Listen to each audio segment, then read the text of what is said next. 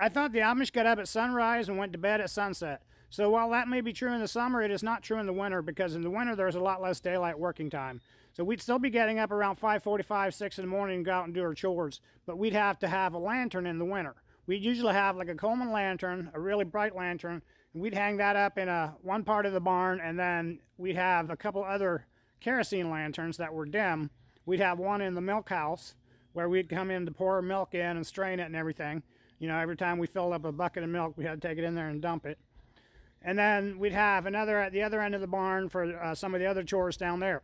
So usually there was 3 lanterns, and my dad would light one in the house, the Coleman one, and he would take that out. And once it was lit, he would take that out to the barn, and then we'd go out there, and there'd be a couple of oil kerosene lanterns out there that we would light. And then in the evening, the same way, we had to have the lanterns to do our chores, because it got dark at like 5 o'clock.